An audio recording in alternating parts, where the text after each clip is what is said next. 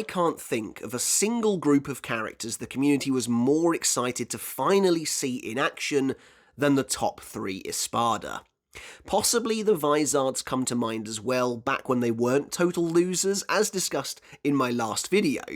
And then of course there's the obvious picks like Aizen, Isshin and so on, but the top 3 Espada, Starrk, Baraggan and Harribel, really stand out to me. To be honest, the advent of the Fate Karakura Town arc and the enormous decisive battle to follow was just a melting pot of hype and anticipation all round for those who had been dying to see these all-powerful Arrancar fight for years, and how their Gote 13 counterparts would fare against them as well. I mean, the building of hype for the Espada was incredible on a week-to-week basis during the Arrancar arc. And yet, as I came to the end of my relatively recent video on the Vandenrijk's Schutzstaffel, effectively the top 3 Espada adjacent faction of the Thousand Year Blood War arc, I stumble upon what I think was a pretty salient point regarding the legacy of the top 3 Espada in comparison with that of the Schutzstaffel, and how, in comparison, it's kind of been one of failure, in some regards anyway,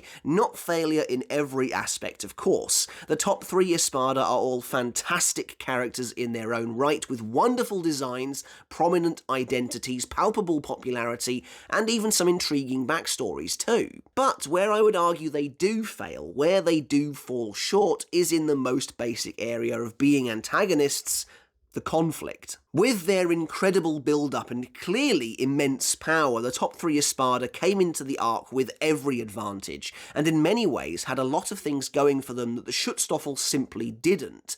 For example, the only Schutzstaffel member to get anywhere near as much build-up in the story as the Espada was Askin, and he wasn't even a member of the Schutzstaffel for the majority of that time. And yet, when you put the two groups side by side, the Schutzstaffel stand tall as being far more effective, far more capable, and far more threatening in nearly every way when it comes to performing their main task as villains, defeating the heroes. So I guess this video is going to act as something of a sequel to that Schutzstaffel one. Were the top 3 Espada disappointing as the endgame bosses of the Arrancar arc, and if so, why? Why do the top 3 Espada fail where the Schutzstaffel would later succeed, and where do the Espada come out on top? What could have been done differently? Let's take a look. And yes, before we get started, there will be spoilers for the Thousand Year Blood War arc of Bleach and what has yet to be animated in this video to come. So first things first, before we begin, it's important to realise that the top 3 Espada got plenty of things right as well, or else they wouldn't have been able to cultivate the incredible popularity they maintain even today. Perhaps most obviously, these characters all have top-tier designs.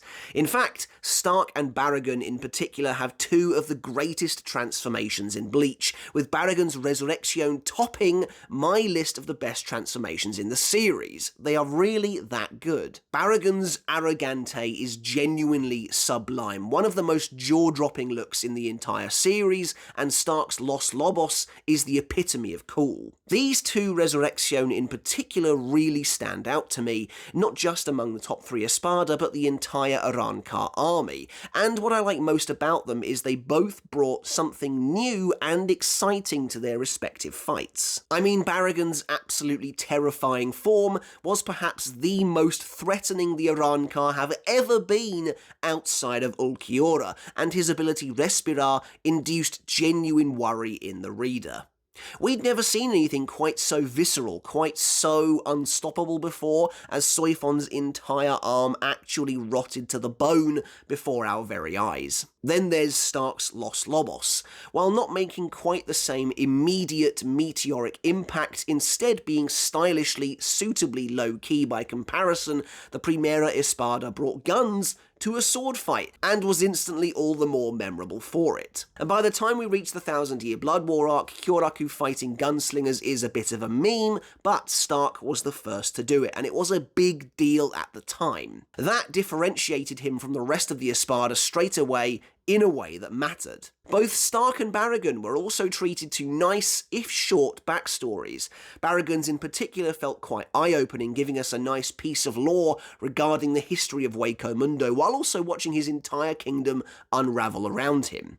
Considering he was a tyrannical despot who was the epitome of cardboard cartoonish 2D evil, his backstory was surprisingly moving by the end, as was his resolve to destroy Aizen. Looking at it like this, of the three of them, there's no denying that Harribel gets the short end of the stick, at least in my opinion. Harribel's Tiburon has a decent, if a little gratuitous design, though I like the mystery evoked by her base look. But unfortunately, more than that, Harribel's abilities are fairly uninspired by comparison, and there's nothing that really makes her stand out, outside of being one of Bleach's rare water wielders. And she receives no backstory at all in the source material, while her actual battle feels wholly unfinished. On the plus side, she survives the war, unlike the other two, so that's something. But it should be clear that these characters are hugely popular for a reason. On the surface, everything was handled masterfully. Their characterization is top-notch, with each of them having well-defined personalities, and after the incredible battle against Ulquiorra wrapped up, fans were desperate to see what was next for the Espada as the final three loomed overhead. How could the top three Espada possibly follow that act? Ulquiorra's fantastic battle against Ichigo, which to this day remains one of the series' very best, if not the absolute pinnacle. So speaking of the Ulquiorra fight, let's talk about expectation next. Ulquiorra himself once told Ichigo that even if he were able to somehow defeat him in battle, there were three other Espada all ranked higher than him to contend with. Now, I'm not making a comment on Ulquiorra's strength one way or the other, not in this video at least anyway, but Ulquiorra is a very straightforward character, who believes in only that which he can see laid out before him, implying he must put some level of faith and legitimacy into Aizen's system if he's choosing to recite it back to Ichigo as a means of discrediting his efforts. What I'm getting at is I don't think it's hard to see why some people took this as gospel and expected the top three Espada to be able to match or even outdo Ulquiorra's own efforts. Of course, at least in my opinion, that simply wasn't to be. Ulquiorra's Segunda Etapa remains the most dangerous we've ever seen the Espada in action, and maybe that's the crucial issue here. It's not that the top three Espada were disappointing per se, it's that they didn't live up to him, and his battle that came immediately before. Ichigo versus Ulquiorra felt like a final battle, and that's awesome for that fight, but there were a slew of other battles yet to come. Like I said though, it's not necessarily that the top three Espada were disappointing per se. After all, if you exclude Ulquiorra, then previous Espada fights do also paint a picture of failure that's in line with how the top three Espada ultimately perform. Aranero is killed by Rukia, at that point a vice-captain level Shinigami, while Xyloporo and Zamari are totally and unequivocally steamrolled by Mayuri and Byakuya respectively. Neutra puts up a decent fight, but as crazy as it sounds, I mean you wouldn't believe it just by looking at him, but Zaraki does come out of that slugfest no worse for wear. At least there's a brief moment where he thinks he might die, before eventually taking his Zanpakuto in both hands and putting Neutra down immediately. So even though out of Mayuri, Byakuya and Zaraki it seems like Zaraki maybe struggles the most, the implication is that he could have ended Neutra basically at any point he wanted to. But returning to the top three Espada, there's something strange about the way they are handled in general, and it kind of reminds me of the issues I have with the much later battle in the Royal Palace, except spread out across a much grander scale and number of chapters. That being an awful lot of build-up for not too much payoff. Now, I don't think the build-up and payoff of the top three Espada is as egregious as the source materials version of the Royal Palace battle, but I do think they're similar. When Aizen is imprisoned in Yamamoto's Jokaku Enjo, he makes the grandiose statement that the battle will end without them needing to lift a finger, placing an immense amount of faith in the top three Espada and leaving them squarely in charge. And it's not like he's bluffing either. The only people who can hear him at that point are Gin and Tosen, who presumably hold the same opinion of the Espada, so Aizen must believe this at least to some degree. But not only does that not happen, the top three Espada don't even come close to winning the battle in that time. In fact, by the time Aizen is freed from his fiery prison, both Harribel and Baraggan have potentially been killed by that point. though they are both revealed to be alive and well in that moment. But what I'm getting at is they are actually on the back foot there, as opposed to having already finished the fight. Now, I appreciate that as of chapter 364, you're supposed to think that the fight is essentially over, and that the Vizard come and save the Gotei 13 from certain defeat. However, I would argue I don't think the Espada have earned that at all. And on top of that, most of the captains are still okay. We know that Yamamoto, being completely unharmed, I mean, he could take down probably all of the Espada by himself. Then there's Kyoraku, who we know is still essentially fine, Hitsugaya, Soifon, Komamura, so it's kind of hard to buy that things are truly as dire as Izuru seems to believe they are. Now, in his defense, Aizen would go on to lament that he seriously overestimated the Espada's strength, but considering just how badly the Espada fare across the board, it feels like a pretty major miscalculation. But there's more weirdness to be had here as well, and that's to do with how the top three Espada feel in both battle and resurrection when compared with their deceased comrades before them. There's a strangeness to the way they use resurrection and the way Kubo chooses to depict that. When we return to the battle in Fate Karakura Town after the Ulquiorra fight, we see, plain as day, that the Espada are dominating the captains. Starrk manages to injure Kyoraku and seemingly has him on the back foot, while Soifon can't even get near Baraggan due to the time dilation field around him, slowing her movements to a crawl. Oddly, Baraggan is the only Espada with a passive ability like this, even in his base form, but it's the absolute perfect counter to Soifon. Then there's Harribel, who, again only in base, dives headfirst into battle against Hitsugaya even after he's activated bankai, totally overpowering the captain and sending him flying. Honestly, so far, so good. The early stages of these fights are exactly what I expected to see from the top three Espada, from these Vasto Lord warriors. Remember, Toshiro once claimed that if Aizen could get even 10 Vasto Lord under his command, the entire Soul Society would be doomed. Here, we're seeing the effects of just 3 of them. What's odd about this, though, and I would say it's most evident in Harribel's case, is that the Espada go on to feel weaker in their resurrection than they do in base. Both Harribel and Baraggan release their Zanpakuto barely 2 chapters into their respective fights, and for little to no reason at all. And it certainly doesn't help their case when their battles feel so rushed. Comparatively, it takes Arrancar 6 chapters just to release his Zanpakuto, and Szayelaporro even longer at 7. Virtually the entire length of the top 3 Espada's individual fights when all is said and done. The same sort of applies to Starrk. After releasing his Zanpakuto, he and Kyoraku still mostly just toy around with each other, or at least it feels that way, because the tempo of their fight doesn't really change yet. And in fact, that's one of the key issues with the top 3 Espada and their fights in general. There's an overall sense of malaise to them, like no one really has any urgency when fighting at all, and that's especially weird when you consider the context, the surrounding situation they all find themselves in. Aizen has placed his belief in the top 3 Espada in his own words that the battle will end without the others even having to lift a finger, but the top 3 Espada seem to be barely trying. So how's that going to work? To find out more, let's dive deeper into each Espada to try and see what was going on here. Let's begin with Tia Harribel, who as the 3rd Espada probably has the weakest display overall, and that's mostly down to a serious truncation of her battle. Initially, Harribel fights Hitsugaya on fairly even ground, but it's clear that neither of them is really trying to begin with.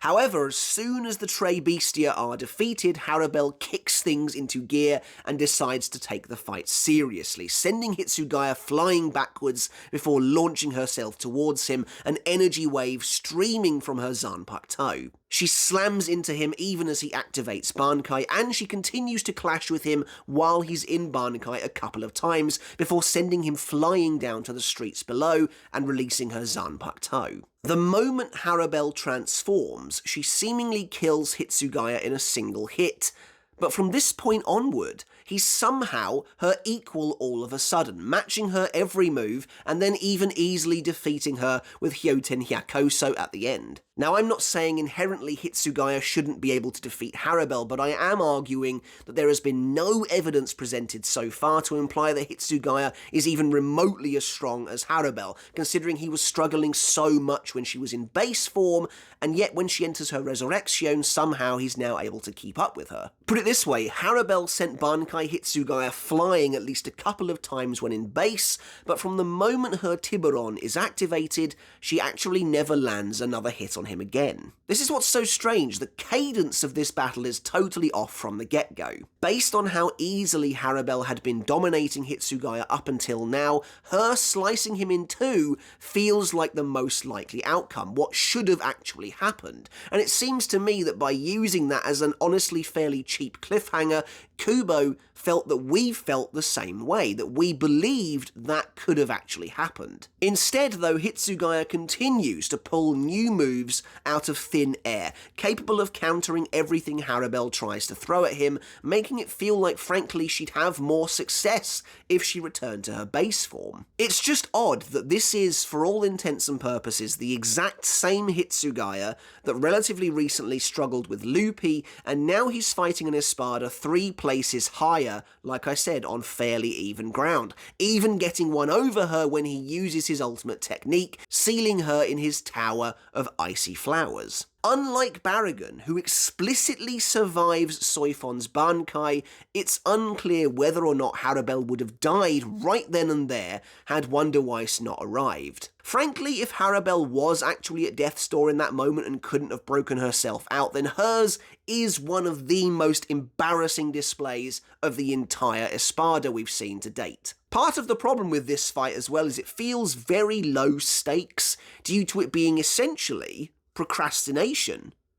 Kubo tries to imply that Harribel is waiting for enough moisture before delivering the final blow, but to be honest, she already had the captain on the ropes before transforming. But most unfortunately of all for Harribel, she is robbed of the entire back half of her fight. When the Vizard appear, they get to battle both Starrk and Baraggan, extending their fights by about 3 to 4 chapters apiece. Harribel, however, despite going up against Hitsugaya, Hiyori, and Lisa at the same time, is betrayed and taken down by Aizen with just a couple of slashes in just a few pages, ending her appearances in the source material until the Thousand Year Blood War arc, although that's not saying a lot, with a whimper. When all is said and done, Harribel's total fight time, so against Hitsugaya and the Vizard too, amounts to maybe 4 chapters, fewer than it takes for Arrancar to even release his Zanpakuto. And during these 4 chapters, she achieves effectively nothing, despite the fact that in her base form we see her clashing with Hitsugaya while in Bankai and coming out on top. It all goes dramatically downhill for her once she releases Tiburon. By the end of Harribel's fight, all of her opponents, Hitsugaya, Hiyori, and Lisa, are able to keep fighting and are for the most part unharmed. Now, a character's worth shouldn't be judged on superficial elements like how long their fight was, how long it took them to activate their release form, how many opponents they injured, how many opponents they defeated, etc. However, they are all factors that come into play, and when considered as a whole, the picture it paints for Harribel is not great, especially when asked in the context of whether or not she was disappointing from a combat perspective as an endgame boss of the arc. Moving on to Baraggan, we have the second Espada, who is ultimately, in my opinion, the weirdest and most inconsistent of the bunch, at least optically. Baraggan's initial trajectory is very similar to Harribel's, to the point where they almost mirror each other. Like Harribel, Baraggan is completely in control of his battle with Soifon and Omaida to begin with. While in base form, Baraggan is totally untouchable, quite literally it seems, and I think really exudes power, dominance, and authority. Exactly what you want to see. Again, comparatively with how Harribel was duking it out with Bankai Hitsugaya with ease, this is what I would expect from villains of this caliber. Soifon is unable to even really make a move against Baraggan. Every time she closes in on him, her body slows to a crawl, allowing Baraggan to land a hit. And with a villain like Baraggan, you ask a fitting question, which is, how are they ever going to beat this guy? And what was actually interesting about Baraggan is that he's the perfect counter to Soifon, giving us a rare and exciting mismatch in the Arrancar arc, which is mostly full of mirror matches. And yet, like Harribel before him once again, Baraggan releases his Zanpakuto for no apparent reason other than maybe intimidation, a mere chapter or two into his actual fight. I've commented before that the scene immediately following Baraggan's release is probably the best of his entire fight, and perhaps the best of all of the top 3 Espada, because it felt genuinely scary and helpless. Baraggan's Respirar felt like an inescapable force of nature, and watching the grim reality unfold that even Soifon couldn't avoid it was amazing, especially seeing what happened to her arm in all of its grisly glory. The problem is, for Baraggan at least, the fight basically peaks right here. Respirar is never this scary again, as it's simply never allowed to be. Ironically, this ability is never given the room to breathe, and is never as effective nor as terrifying as it should be. After Soifon leaves to set up her bankai, Omaida becomes a decoy for the Espada, and while I think Baraggan giving chase to Omaida and toying with his prey is perfectly in character for the Espada, that doesn't make it interesting to watch and sit through for an entire chapter and a half. You have this incredible design in Arrogante, this completely haunting power in Respirar, and yet you squander it by just having Baraggan chase Omaida around for a bit. Hell, Baraggan even draws Gran Kaida, which looks amazing, this incredible axe, and does nothing with it, in perhaps the ultimate metaphor for this fight. Soifon seemingly hits Baraggan with her bankai, however, and in a colossal explosion, it appears to be all over. Or is it? Because Baraggan is quickly revealed to not only be alive, but also totally unhurt. So, there's a bit of conflict in me where Baraggan is concerned. I like that he's seemingly invincible even now. Unlike Harribel, whose effectiveness plummeted when she activated her Resurrection, Baraggan is still just as dangerous.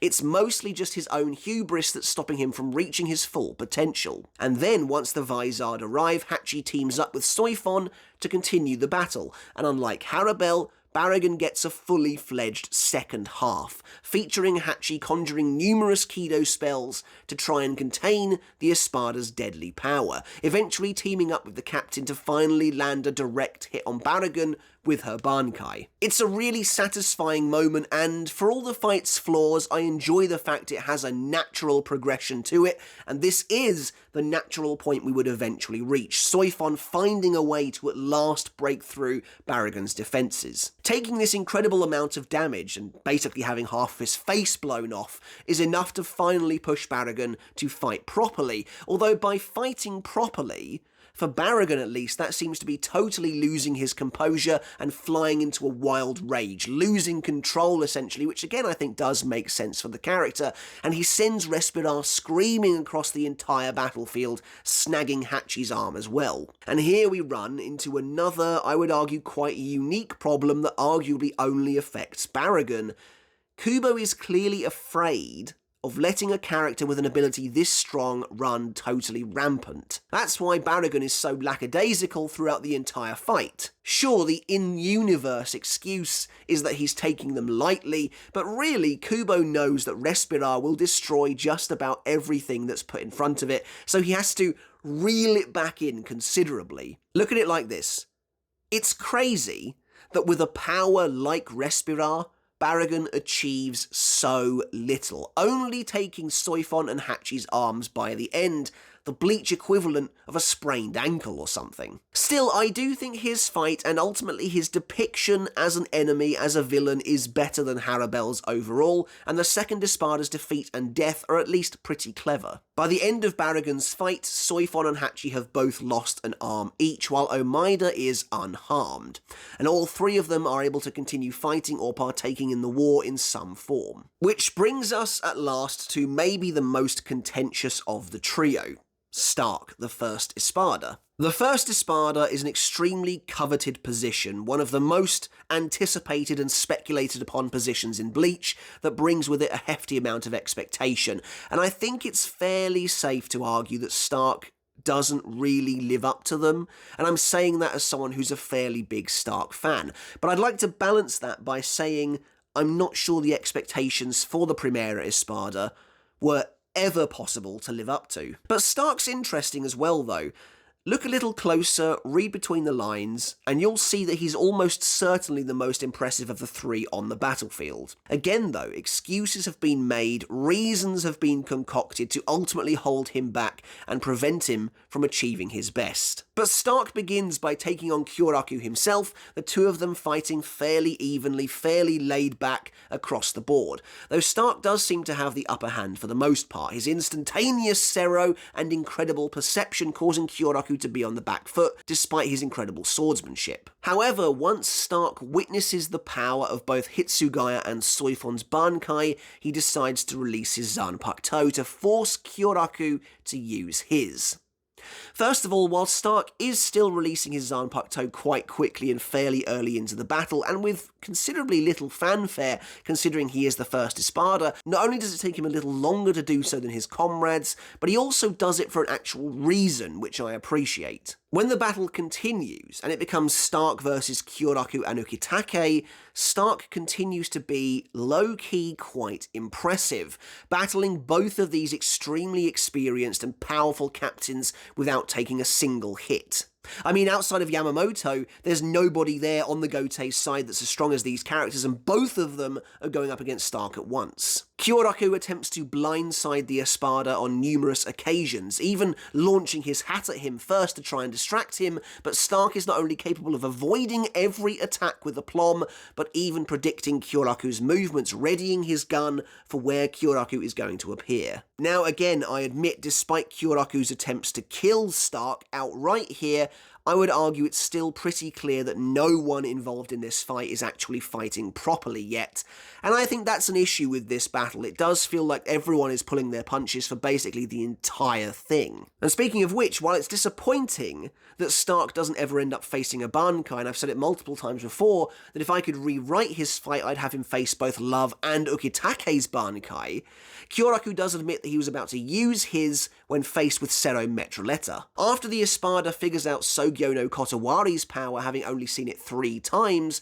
Starrk's fight is interrupted by the arrival of Wonder Weiss, giving Starrk the opening he needs to take out Kyoraku from behind, showing that Starrk can be devious and straight to the point when he feels he needs to. And like Baraggan, Starrk gets a full second half to his fight as well.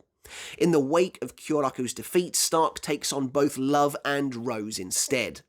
Despite them both being Vizard captains, however, Starrk defeats them with ease in just 2 short chapters, overcoming both of their Shikai and unveiling his most powerful ability, his spiritual wolf army. A little like Baraggan, Starrk is only really motivated to fight properly right at the end, but I'd argue we see the true power of the first Espada here, and it is a spectacle to behold. Once his wolves have arrived, Starrk doesn't even need to do anything himself anymore.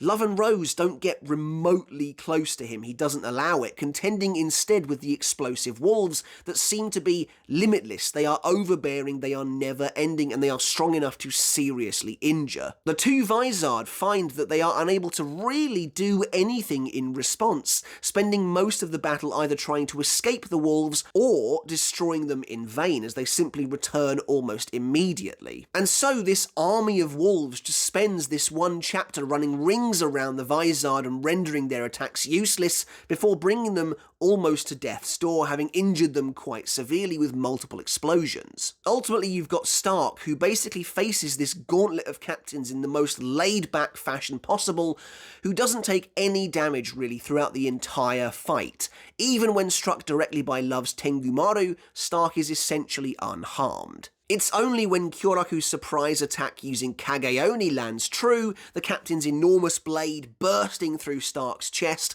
that the Espada's fortunes begin to turn. And Starrk's a funny one, made as if to directly contrast with almost every other Hollow in the series. Hollows are very emotional beings. Despite not having hearts, they are fueled by anger and this kind of wild animalistic madness and this desire to devour and grow ever stronger. But Starrk seems to be the total antithesis of that. But ultimately, he is still controlled by his emotions. He doesn't want to get involved initially, he's not interested in the fight, and as the fight goes on and progresses, he becomes more and more depressed, downtrodden, downbeat at the idea that Aizen doesn't want to help them and doesn't care if they win or lose, only finding the strength to continue fighting and fight using his full power when Lilinet gives him that little pep talk. However, Starrk loses all motivation almost immediately the moment Kyoraku lands that big hit out of nowhere, and we see an Espada kind of fall apart. Now, I don't know, maybe that kind of mindset in your eyes would disqualify Starrk from really having what it takes to be the first Espada, and he is killed by a Shikai in the end, yes, but it's the Shikai of the Shinigami who will one day become the Captain Commander. In the end, Starrk fought off the Shikai of 4 captains, a far cry from the opponents his contemporaries fight bankai or not. However, I concede as well that that's a hefty rationalisation. The question posed at the start of the video was, were the top 3 Espada disappointing in the context of the fights they had, of how they were as endgame villains? And while it might be in character for Starrk's lethargy to make him not care for the fight at all, for him to get rattled when some of his friends die, since friends have been what he's after his entire life, it's still a shame, and not really what anyone wanted for whoever was holding that coveted spot of number 1. In the end, Starrk's opponents, Kyoraku, Love, and Rose, are all moderately injured, but able to keep fighting. The only enemy Starrk had that can't fight anymore is Ukitake, and he wasn't even defeated by the Espada. For the record though, I do want to say I think Starrk is clearly worthy of being the Primera Espada. His army of wolves alone rendered 2 captains completely unable to do anything. Having analysed the performance of all 3 now, maybe the issue stems from the fact that the top 3 Espada were immediately set up against the captains, where at least characters like Xyloporo and Neutra were able to do major damage to Ichigo and his friends first to help improve their image. Had Starrk or Baraggan, like Xyloporo, come up against a combination of Renji and Uryu to begin with, I imagine they too would have defeated them. So initially at the start of the video I pitched this topic as a somewhat sequel to my Schutzstaffel video, and now the time has come to compare and contrast the two. The top 3 Espada versus Yhwach arc's elite guard, as they play similar roles in their respective arcs as the endgame bosses of the respective villainous faction, just below the overall leaders. How do the top 3 Espada stack up? Well, I imagine the top 3 Espada will always be more popular. Their designs are unmatched here, and while the Schutzstaffel have strong personalities and looks of their own, at least in my opinion, they are not on the same level, though that's me trying to be objective. Of course, my boy Askin is going to come out on top. But that's not what we're here to talk about today specifically. Looking at the Espada's combat record, I mean, there's no doubt in my mind that when compared with the Schutzstaffel, they are indeed disappointing and feel like they were robbed of their true potential. The Schutzstaffel are a faction of villains who have been given Kubo's blessing, basically, to go absolutely wild. They are villains unshackled. The fights against the Schutzstaffel are all, I would argue, pretty incredible, some of the best of the 1000-Year Blood War arc, which is exactly how these endgame fights should feel. Every single character involved, both good and bad, feels the need to break their limits, to be pushed to the edge, and that is just right. The sensation of lethargy you feel creeping into the Espada fights is just completely absent here, and there is no messing around. Let's look at a few quick examples. Pernida instantly defeats Zaraki in a no-nonsense fashion before forcing Mayuri to use everything in his arsenal to stay one step ahead of this terrifying enemy. Pernida even kills Nemu in the end, which is exactly the kind of brutal sacrifice you'd expect against enemies of this caliber. And by the close of their fight, well, Mayuri isn't getting up again anytime soon, and needs a lot of time to recuperate. The same is true of Kyoraku and Nanao versus Lille. Although extremely powerful in his own right, Kyoraku is down for the count after they defeat the leader of the Schutzstaffel. Now, admittedly, Leal probably is too powerful and the fight could have ended in a much neater way, but the point still stands regardless. They exhausted every last option to win. Again, the same can be said of Kisuke in his fight with Askin. Kisuke of all characters was finally forced into using his last resort, his bankai, and then even had to team up with Grimmjow to score the win. And after all of that, Askin's Gift Ball Deluxe meant that no one was getting out of there without some serious help. And then of course there's the all-out brawl against Gerard Valkyrie. Once again, say what you will about the contents or the outcome of the fight itself, the threat level is absolutely there. So yes, while the top 3 Espada are absolutely better than the Schutzstaffel in some regards, when it comes to how they fare as actual villains, how they fare as villains when it comes to taking down the heroes, to their threat level, to their danger level, when it comes to the conflicts with the Gotei 13, I think there's no denying that yes, they were disappointing, especially in comparison to these later adjacent enemies. Overall, they were just handled really, really weirdly, even in comparison to other previous Espada.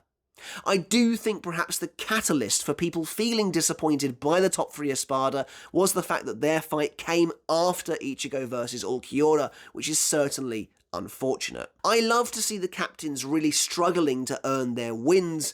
At the very end of the arc, that's how things should be.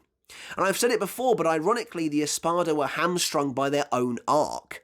Realising Bleach had to continue potentially for years to come, yet it seems Kubo was reluctant to upset the apple cart too much, which is why no one from the Gotei 13 was killed. The 1000-Year Blood War arc, on the other hand, gave us a Kubo that was able to do whatever he wanted, and it was reflected in certain aspects of the characters and story. Once again, I think if Baraggan was a villain of the 1000-Year Blood War arc instead, Respirat wouldn't have been so constrained, I guarantee it.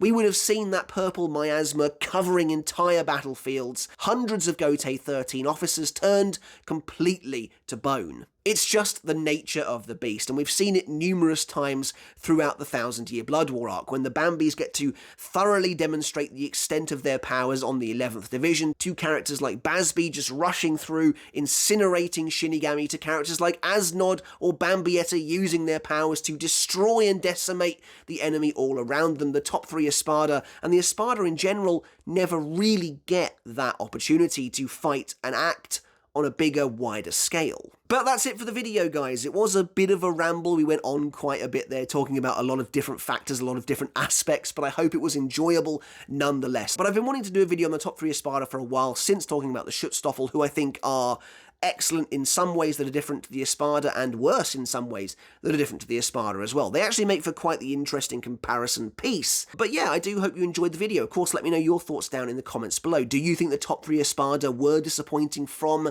the perspective of their fights, their powers, the way they were used, the way they were utilised, the way they fought their captain opponents? I'd love to hear your thoughts down in the comments below. And as always, I want to end the video by saying a massive thank you and giving a huge shout out to my Patreon supporters. I appreciate each and every one of you so very much. It means the absolute world to me. And if you like what I do here over on YouTube, you too can support me over on Patreon to get your name in the credits just like this, and to get every video I release absolutely ad-free. Alright guys, but that's it from me. Until next time, I'll catch you later, and I'll see you then.